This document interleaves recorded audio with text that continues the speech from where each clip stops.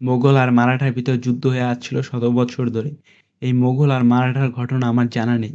But এই মুভিটি যেভাবে বানানো হয়েছে আমি ঠিক সেইভাবেই এক্সপ্লেনেশন করব। তো চলো ভিডিও শুরু করার আগে চ্যানেলে একটি সাবস্ক্রাইব করে দাও। গল্পের শুরুটা হয় মুঘল সম্রাট অরঙ্গজেবের রাজ্য দিয়ে এবং সেখানে রাজকাজ চলাকালীন একটি লোক চলে আসে আর সে একটি গুরুত্বপূর্ণ খবর নিয়ে এসেছে। মারাঠার শিবাজী মহারাজ মারা গেছেন।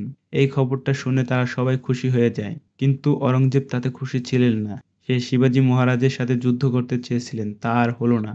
তারপর গোটা রাজ্যে উৎসব ঘোষণা করে দেয়, কারণ শিবাজীর মৃত্যুর কারণে পুরো দক্ষিণ দখল করাটা খুব সহজ হয়ে যাবে। এরপর আমরা বুরহানপুরের একটি শহর দেখি, যেটি অরঙ্গজেবের শহর ছিল, আর এই শহরটি খুবই উন্নত ছিল, আর এটি দেখাশোনা করত খানজাবান।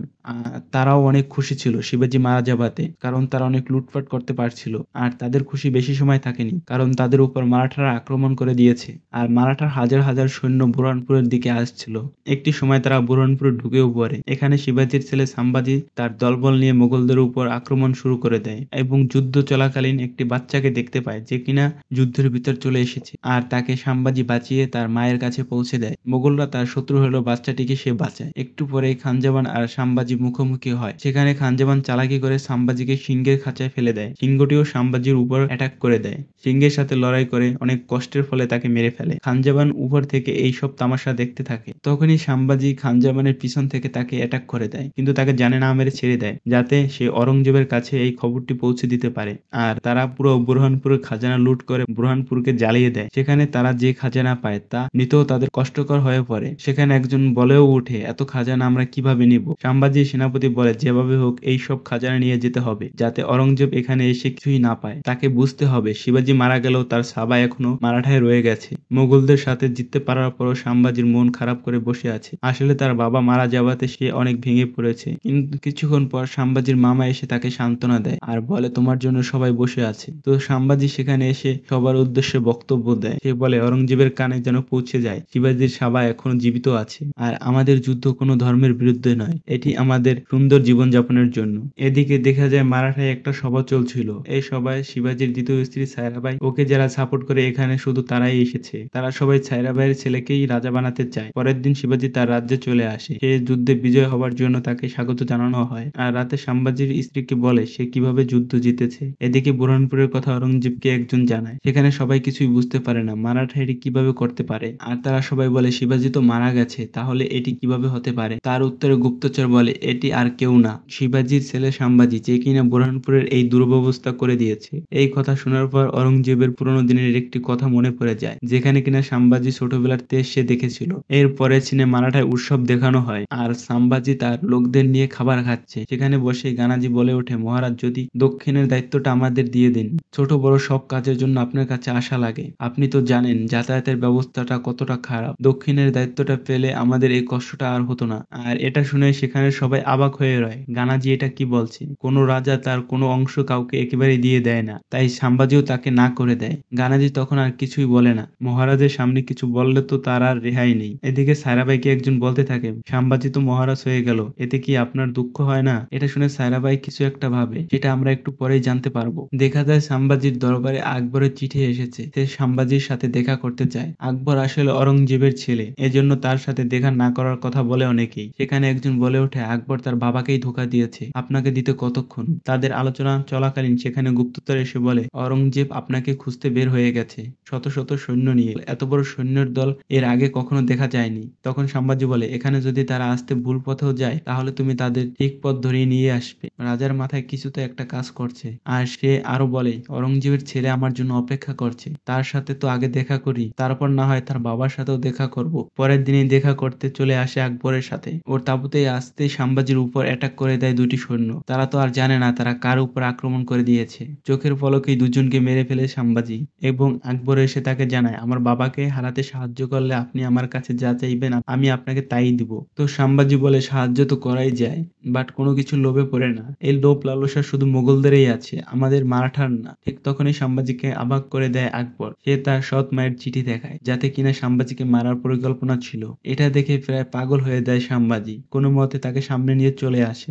আর যতদিন তুমি এই মারাঠায় আছো ততদিন তোমার উপর একটি ফুলের টোকাও পড়বে না। আর সাম্ভাজিকে যারা মারার পরিকল্পনা করে তাদেরকে হাতির পায়ের নিচে চাপা দিয়ে মেরে ফেলে। আর একটু পরেই সাম্ভাজির মামা ছায়রা ভাইয়ের কাছে এসে বলে সে এটি কেন করেছে। মাহির সাম্ভাজির সৎ মামা হলেও সে তাকে নিজের ভাগ্নে মনে করত। ছায়রা ভাই বলে আমি আমার ছেলের জন্য এইসব করেছি। সাম্ভাজি মারা গেলে আমার ছেলেই রাজা হতে পারবে। এসব কাহিনীতে সাম্ভাজি অনেক কষ্ট পায়, কারণ সে ছায়রা ভাইকে নিজের মা মনে করত, কিন্তু যাকে সে মা মনে করত সেই তাকে মারার চেষ্টা করলো। এগুলো ভেবে সে অনেক কষ্ট পায়। পরের দিন অরঙ্গজেব বুরহানপুরে আসে আর সে দেখতে পায় তার সব থেকে সুন্দর রাজ্য সাম্ভাজি নষ্ট করে দিয়েছে। আর খানজেবান অরঙ্গজেবের কাছে এসে মাফ চাইতে থাকে। অরঙ্গজেব সে ক্ষমা তো করেই না, তাকে মেরেও ফেলে। তো অরঙ্গজেব আরো বলে আমি আমার পুরো পরিবারের শ্মশান দেখে রাজা হয়েছি, যতক্ষণ সাম্ভাজি শ্মশান না দেখবো আমি ততদিন এই মুকুট পরবো না। অরঙ্গজেব আরো বলে যেখানে মারাঠাকে দেখতে পাবে সেখানেই মেরে ফেলবে। তারপর এই মোগলদের খেলা শুরু হয়ে যায়। তারা যেখান দিয়ে যায় মারাঠার সৈন্যকে মেরে ফেলে। এগুলো সাম্ভাজি শুনে তার লোকদের নৃশংসভাবে হত্যা করছে মুঘলরা। এগুলো সাম্ভাজি শুনে রেগে ফেটে যেতে থাকে। অরঙ্গজেব বলে সাম্ভাজিকে বুঝতে হবে সে কাদের সাথে পাঙ্গা নিয়েছে, আর এর মাসুল তাকেই দিতে হবে। এইসব দেখে সাম্ভাজি তার লোকদের নিয়ে মিটিং শুরু করে মোগলদের কিভাবে পরাজিত করতে পারে। সাম্ভাজি বলে শক্তিতে তো আমরা মোগলদের সাথে পারবো না, কিন্তু বুদ্ধি দিয়ে তাকে পরাজিত অবশ্যই করব। যে ভাবনা সেই কাজ। তারা তাদের লোকদের যার যেখানে কাজ তাকে সেটা বুঝিয়ে দেয় সাম্ভাজি। মিটিং শেষ করে সাম্ভাজি তার মায়ের কাছে দোয়া নিতে আসে। তখন ছায়রাবাই ঘুমানো ছিল। তার মা তাকে মারতে চাইলে কি হবে, সে তো তাকে মা মনে করত। সাম্ভাজি চলে যাবার পর দেখে ছায়রাবাইয়ের চোখ দিয়ে পানি পড়ে যায়। এর মানে ছায়রাবাই তখন ঘুমাচ্ছিল না। পরের দিন কোনকান দিয়ে যখন মুঘলরা যাচ্ছিল তখন বানরের মতো ঝুলে মারাঠারা মুঘলদের উপর আক্রমণ করে দেয় আর মুঘলদের কোনকান থেকে মেরে ফেলে। তারপর ছাতারা মাঠ দিয়ে যখন যাচ্ছিল মুঘলরা, সেখানেও তারা কিছু বোঝার আগে তাদের মেরে ফেলে। এভাবে মুঘলদের সৈন্যবল কমতে থাকে। পরের দিন দেখি ছায়রাবাই তার ভুল বুঝতে পেরে সে মারা যায়। তার অন্তিম কাজ সাম্ভাজিই করে। এভাবে বুদ্ধির জোরে মুঘলদের সৈন্যবল কমতে থাকে মারাঠার কাছে দিনের পর দিন। মুঘলদের অনেক সৈন্যবল থাকা সত্ত্বেও তারা মারাঠার কাছে পরাজিত হয়ে যায়, কারণ মারাঠারা জন্মের পর থেকেই এই জায়গার সাথে পরিচিত। মুঘলরা তো এখানে নতুন, তাই তারা এভাবে পরাজিত হয়ে যাচ্ছিল। অরঙ্গজেবের মেয়ের কাছে সেনাপতি এসে বলে মারাঠার জন্য আমাদের সৈন্যবল অর্ধেক হয়ে গেছে।